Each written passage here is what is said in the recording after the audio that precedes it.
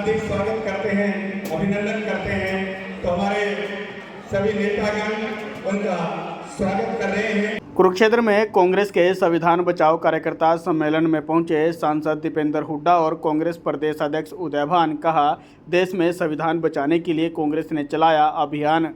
कुरुक्षेत्र में कांग्रेस पार्टी द्वारा संविधान बचाओ कार्यकर्ता सम्मेलन का आयोजन किया गया, जिसमें रोहतक से सांसद दीपेंद्र सिंह हुड्डा, कांग्रेस प्रदेश अध्यक्ष उदयभान ने आज मुख्य रूप से शिरकत की। वहीं सम्मेलन में अम्बाड़ा से सांसद वरुण चौधरी, थानेसर से विधायक अशोक अरोड़ा, पिहोवा से विधायक मनदीप सिंह चट्ठा, शाहबाद से विधायक रामकरण काड़ा सहित कांग्रेस पार्टी के हजारों कार्यकर्ताओं ने शिरकत की। ये हमारा देशव्यापी अभियान है, संविधान बचाओ अभियान कांग्रेस पार्टी, जिसके तहत हर जिला स्तर पर ये कार्यकर्ता सम्मेलन आयोजित किए जा रहे हैं। इसके बाद विधानसभा स्तर पे भी किए जाएंगे। और जिस तरीके से चौतरफा हमला संविधान पे किया जा रहा है, संवैधानिक संस्थाओं पर, चाहे वो चुनाव आयोग हो, चाहे वो जांच एजेंसियां हो, चाहे वो मीडिया हो, जुडिशरी हो, आज हर संस्था की निष्पक्षता और साख पे प्रश्न चिन्ह लगाए जा रहे हैं। वो आप देख रहे हैं।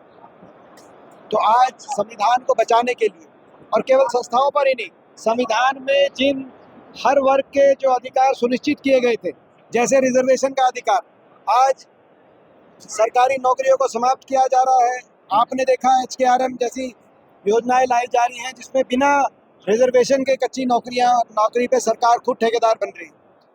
तो ऐसे में संविधान को बचाने के लिए कांग्रेस पार्टी का अभियान है, संविधान बचाओ अभियान, उसके माध्यम से कार्यक्रम किया गया था। नंबर 1। नंबर 2, जहाँ तक पानी की बात है, जो जल संकट है, ये सही बात है कि जल संकट पे पंजाब से लड़ाई लड़ी जाए और पूरा हरियाणा एकजुटता से लड़ाई लड़ेगा। और कल सर्वदलीय बैठक में हमने यही आश्वासन दिया कि कांग्रेस पार्टी पूरी तरीके से सरकार के साथ है।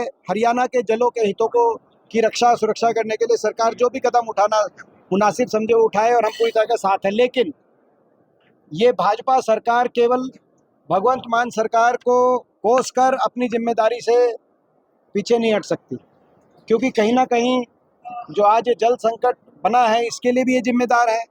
जैसा कि अभी विस्तार से अध्यक्ष जी ने हमें आपको बताया कि जो अधिकारी लगने चाहिए थे हरियाणा के भाखड़ा प्रबंधक बोर्ड में, BBMB में, चाहे वो SC नंगल सर्कल का हो, वो हरियाणा का हमेशा लगता है, वो भी आज रिक्त पद पड़ा है।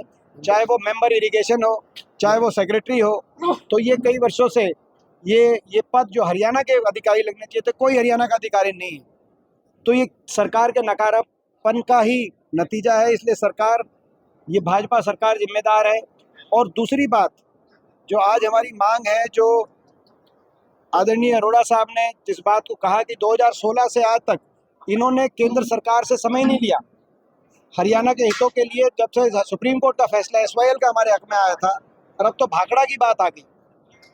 हमारे हितों के लिए केंद्र सरकार के पास अगर प्रधानमंत्री, जल संसाधन मंत्री के पास जाना पड़े, राष्ट्रपति जी के पास जाना पड़े, कहीं भी जाना पड़े, तो एकजुटता से हम सभी तैयार हैं। सभी हरियाणा के 15 के 15 सांसद और सभी विधायक, सबको लेके मुख्यमंत्री जी चलें, समय लें, प्रधानमंत्री जी समय लें, और हरियाणा के कम हितों के लिए कम से कम केंद्र पे जाके दबाव बनाया जाए। तो ये समय लें। हम इनसे यही उम्मीद करते हैं जल्दी से जल्दी समय ये लेंगे। नहीं तो जो विपक्ष की भूमिका हमें बनानी होगी, वो हम हरियाणा के जल हित के रक्षा के लिए जो हमें जिस तरह का लड़ाई लड़नी होगी, वो हम लड़ेंगे। दूसरी हमारी मांग है कि विशेष सत्र विधानसभा का बुलाया जाए तुरंत। हमने 2 मांगे करी थी हुड्डा साहब ने कि सर्वदलीय बैठक और विशेष सत्र। अभी तक सर्वदलीय बैठक तो बुलाई गई उसके बाद, लेकिन विशेष सत्र, जब पंजाब की सरकार ने विधानसभा का विशेष सत्र बुलाया है, तो हरियाणा की सरकार क्यों नहीं बुला रही? तो ये हमारी मांगे हैं। तो ये 2 बातें आज प्रमुख हैं। आदरणीय अध्यक्ष जी, आपके बीच में बिल्कुल करना चाहिए, ये असंवैधानिक है और कोई भी प्रदेश सरकार ये नहीं कर सकती। और ये जल, ना ये पंजाब का जल है, ना ये किसी प्रदेश का जल है, ये देश का जल है। और ये डबल इंजन की सरकार बनाई थी लोगों ने। अगर ये चंडीगढ़ का इंजन इसमें कामयाब नहीं हो रहा, तो दिल्ली का इंजन चले कम से कम। और पंजाब के एक सिंगल इंजन की जो सरकार है, कम से कम उससे भारी ये डबल इंजन होना चाहिए। और दिल्ली की जो सरकार है वो ऐसे कदम उठाए कि जो फैसला ले चुकी है बीबीएमबी, वो फैसला लागू किया जाए। फैसला लेने के बाद भी लागू नहीं करने दे रहा पंजाब। ये तो मैं समझता हूँ किसी भी प्रजातंत्र में, संघीय ढांचे में, संवैधानिक व्यवस्था में ये अस्वीकार्य है। और इसमें कदम अगर उठाने हैं तो केंद्र सरकार को अब कदम उठाने हैं, उनके पाले में आदरणीय पहले हमने कल बिल्कुल बैठक कोई कमजोरी बिल्कुल भी नहीं रहने दी जाएगी हर तरह से। और ये सेंट्रल गवर्नमेंट का काम है, बीबीएमबी सेंट्रल गवर्नमेंट का है, जिसमें मैंने बताया कि सभी उनका हमारा हरियाणा, हिमाचल और पंजाब और राजस्थान और दिल्ली का, उसमें हमारे अधिकारी ना होने की वजह से ये स्थिति आई है और इसके लिए जिम्मेदार हमारी सरकार है, भाजपा सरकार। लेकिन अब हमें एकजुट होकर काम करना है। और जो आपने प्रश्न पूछा था कि पंजाब पुलिस का वहां ले जाने का कोई भगवंत मान को अधिकार नहीं है। ये अपने अधिकार क्षेत्र से जाकर के अनैतिक तौर से, इलीगल तौर से, असंवैधानिक तौर से, बिल्कुल अमर्यादित होकर के उन्होंने अपना आचरण किया है। और इसमें हमने कहा है कि सेंट्रल गवर्नमेंट इसमें हस्तक्षेप करे और वहां पर पैरामिलिट्री फोर्सेस भेज करके कैसे, और बल्कि जो वहां पर गए हैं, जो गलत काम किया है, उनके खिलाफ कार्रवाई करे। क्योंकि ये पंजाब का नहीं है, ये पंजाब नहीं दे रहा, ये पंजाब का पानी नहीं ले रहे। पंजाब खुद 22.45% पानी एक्सेस ले रही है, हमें 7.68% मिल रहा है एक्सेस, इनको 22.45 मिल रहा है। तो इनका कोई अतिरिक्त पानी नहीं, कोई इनका पानी नहीं ले रहे एक बूंद भी।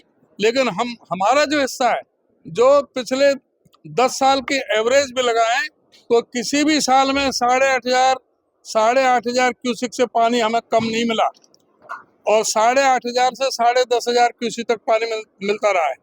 तो ये अब इनको कैसे कह दे 5,000 क्यूसिक हरियाणा का कम कर दो, सिर्फ हमें 4,000 क्यूसिक दे करके, तो ये इस बात को बिल्कुल भी बर्दाश्त नहीं होगा। और इस पर सख्त बिल्कुल सभी एकजुट है। ठीक है।